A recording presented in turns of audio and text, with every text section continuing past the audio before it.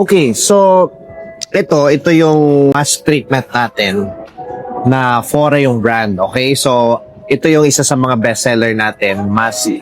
Ang purpose nito is, kung mapapansin niyo after nyo magpakulay or after nyo magpagawa ng any chemical procedure, ang nangyayari sa buhok is nadi-dehydrate siya. Normal lang po yun. Kasi syempre, naglagay kayo ng chemical. So, therefore, yung chemical na yon ang ginagawa niya is tinutuyo niya yung moisture ng buhok natin.